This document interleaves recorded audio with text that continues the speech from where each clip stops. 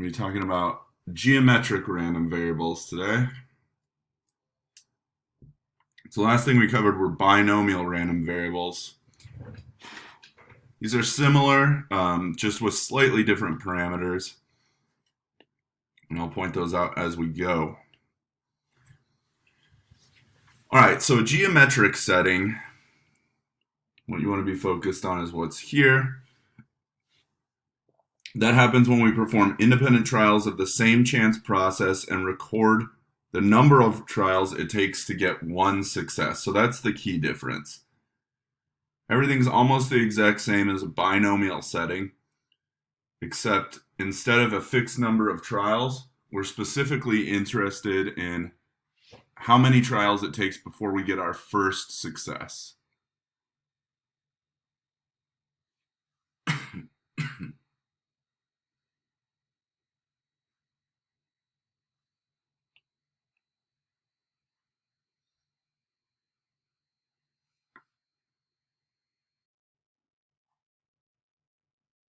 Excellent. So geometric random variable, we'll call it y,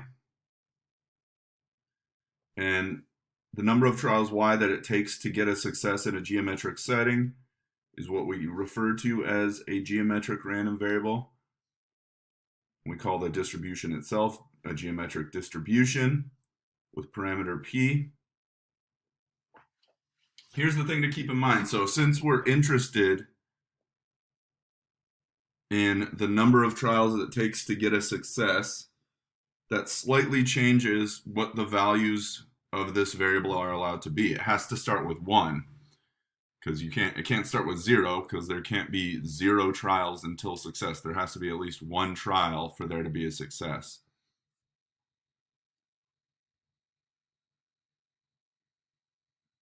So this probably all sounds very abstract right now and maybe like nonsense to you, but it'll be, I think, pretty easy to understand once we see an example.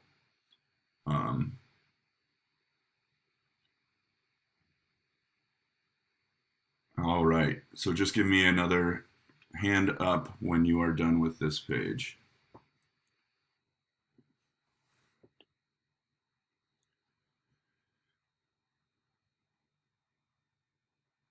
Okay, so for example, if I said we're going to play a game called the Lucky Day game, and the whole point is I'm going to think of a day, you're going to guess what day I'm thinking of, then we could say that y is a geometric random variable where y is the number of guesses it takes to correctly match my lucky day. And so what's the probability that the first student guesses correctly? The second, the third? Well, the probability that the first student guesses correctly would be y equals 1, meaning it takes exactly 1 trial to get a success. And so since there's only 7 days in the week, that probability is just 1 out of 7. Okay, well, what's the probability that it takes 2 students to get a success? That would mean that the first one is a failure and the second one is a success. So then we would just say, okay, first one's a failure, so that's 6 out of the 7 days, which are incorrect, times, we want the second one to be correct, so that's the probability of success, which is 1 out of 7. And so then let's look at the probability that it takes 3 students to get the correct one. That means the first 2 are failures, so failure, failure. The third one's a success, success. So 6 out of 7 times 6 out of 7 times 1 out of 7. We can kind of generalize that formula, which you don't really need a calculator to do, or a calculator function, rather, to do this. But the probability that it takes k trials to get your first success would be, remember that's probability of failure to the k minus 1 power times probability of success.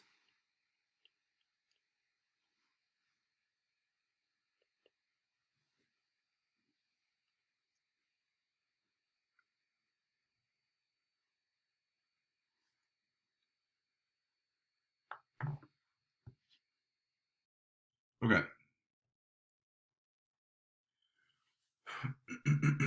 So all geometric random variables are going to have kind of the same shaped distribution.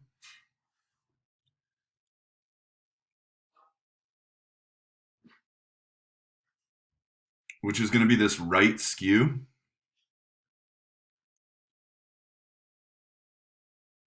With the most likely value being 1, and then we'll see that probability begin to decrease as we increase the number of trials, right? So this is for the lucky day game that I was just talking about, where you just try and guess what day I'm thinking of.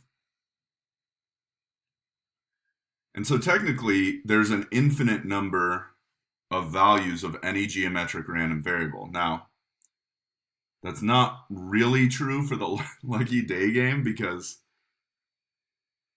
while yes, you could be guessing indefinitely, it would not be smart not to just guess every day of the week first, right? But technically, you could maybe forget about Friday and just keep guessing Monday, Tuesday, Wednesday, Thursday, Saturday, and Sunday. And if I was thinking of Friday, you would have to guess forever. But you can see that the probabilities begin to decrease as we increase the number of trials.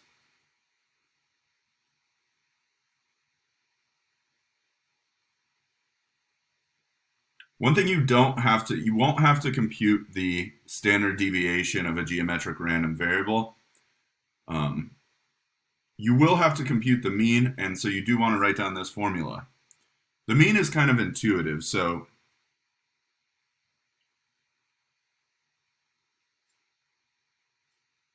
it's just 1 over the probability of success. And so if you think of the mean as the expected value, so for us,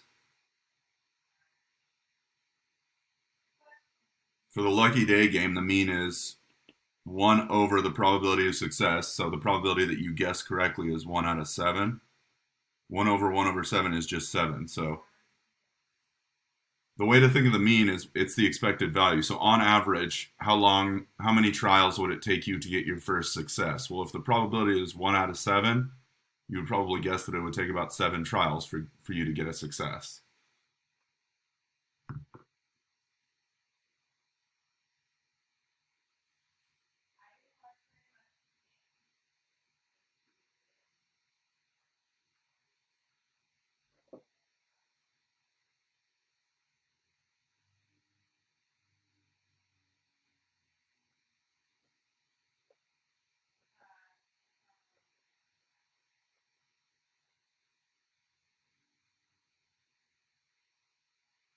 All right.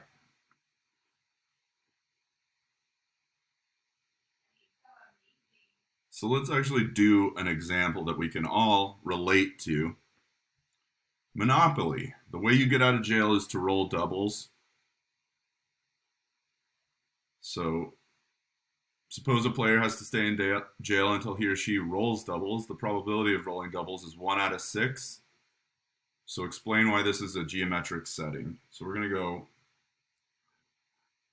let y equal number of rolls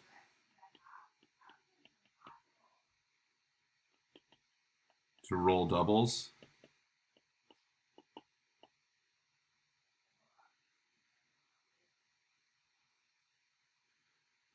And so we can have an acronym for the geometric setting. Remember, it was bins for the binomial setting. We're going to call it bits for the geometric. And everything is the same except the n is replaced with a t. So B stands for binary. I is independent.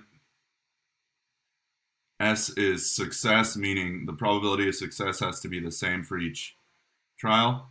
And T is trials till success. So for a geometric random variable, we're interested in how many trials it takes to get our first success.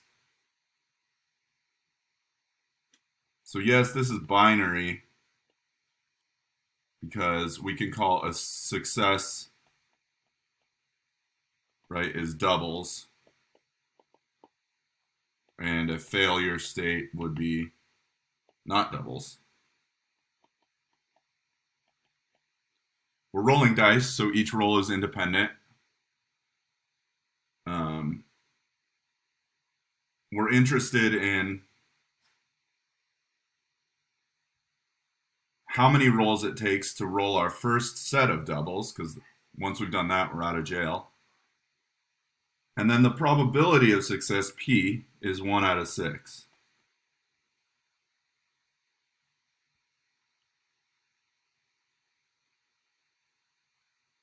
All right, and I actually already did B and A. It said define the geometric random variable and state its distribution. So we called it Y, and that's the number of rolls to roll doubles. And stating the distribution, there's only one parameter for a geometric random variable, and that's just your probability of success.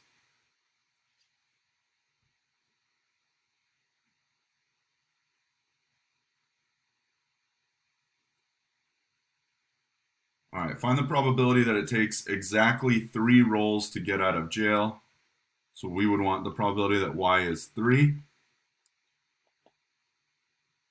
And remember, you just do your probability of failure, which in our case is 5 out of 6 to the power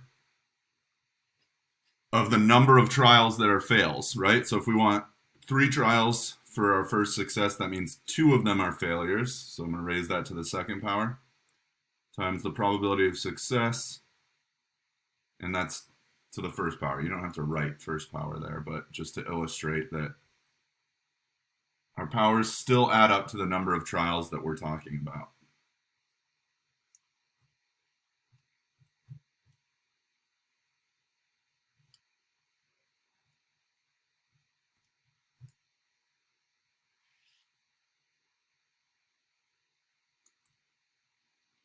It comes out to about 0.116. So about 11.5% chance that it takes exactly 3 rolls. Exactly 4. So probability that Y equals 4.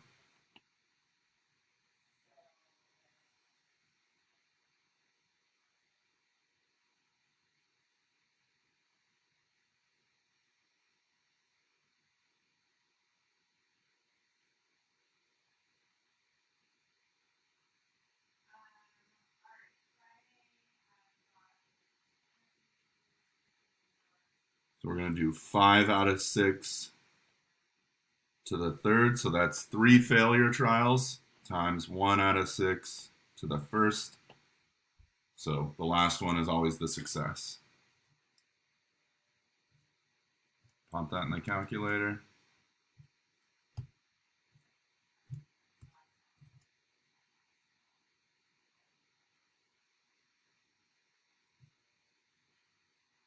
We get 0.080.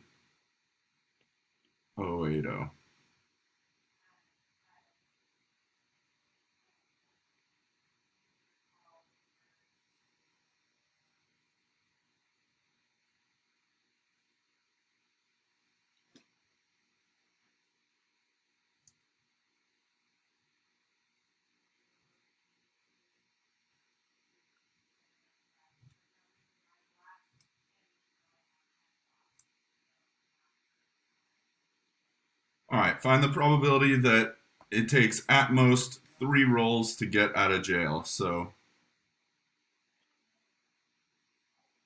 at most, I'm looking for less than or equal to 3. So 1 or 2 or 3. So I want to point out that this is just probability that Y equals 1 plus the probability that Y equals 2 plus the probability that Y equals 3. And we could just compute those separately and add them together. That's easy enough. Your calculator does have a function called geomet CDF, and it will compute a less than or equal to cumulative probability like this. And the input is just probability of success, comma, number of trials. So for us, that's 1/6 and 3. And it computes it in the same direction that the binom CDF does, which is only less than or equal to.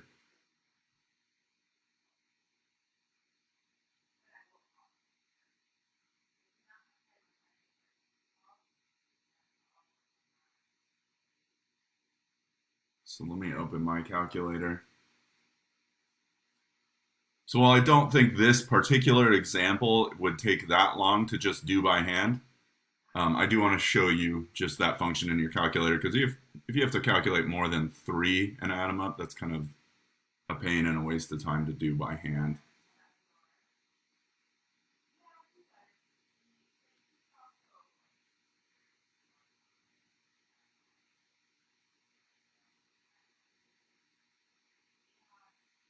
All right.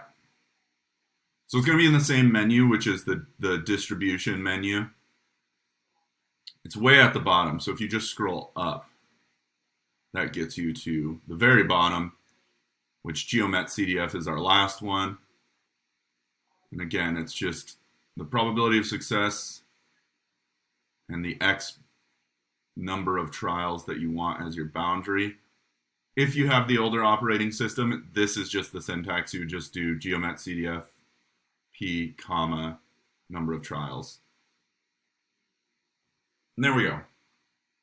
So about 0.421, about a 42% chance that it'll take at most 3 rolls to get out of jail.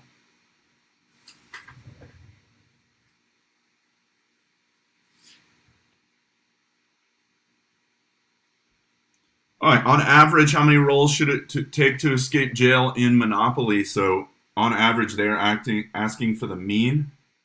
So remember, the mean of a geometric random variable is 1 over p, which for us is 1 over a sixth, which is 6.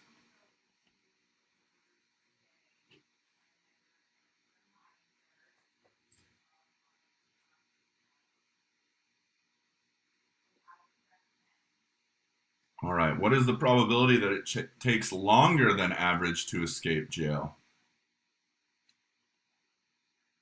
So I want to know that the probability that y is greater than 6, that it's going to take you more than 6 rolls to escape jail. And so remember, we could use GeoMet CDF, but it only gives me the opposite direction.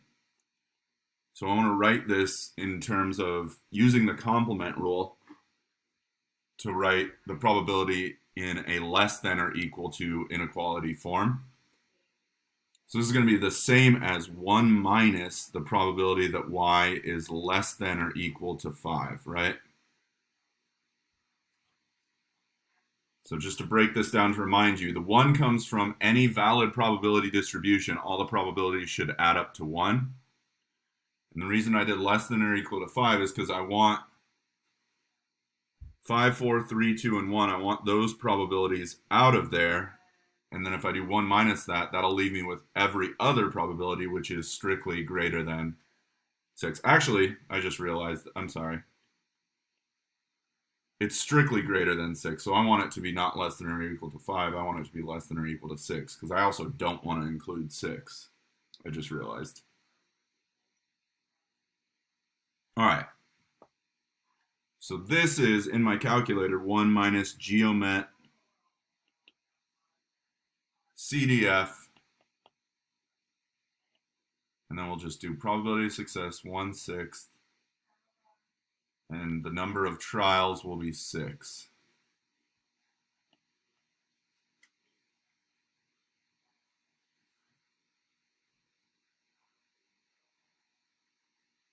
All right, so we can do that all at once. 1 minus.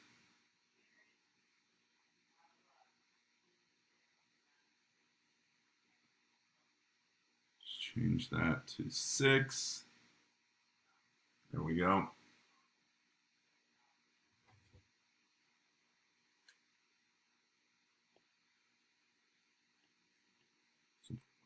approximately 0.335.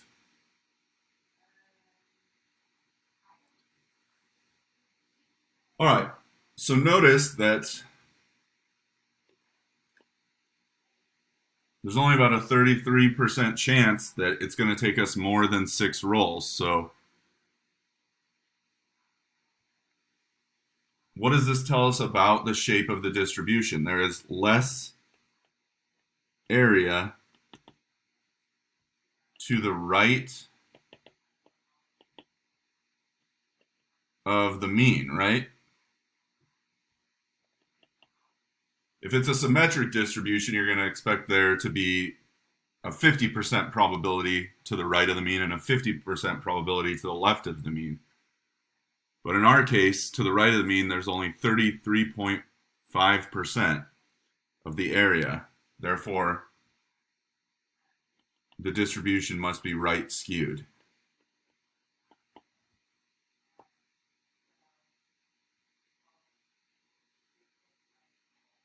Right? Because remember that the mean gets pulled towards that skew. So if the mean is like right here, what we found is that this area is only about 0.335.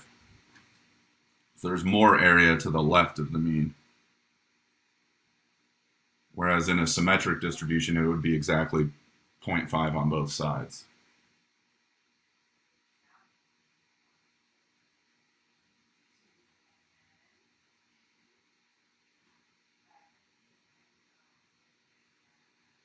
All right. So that's it.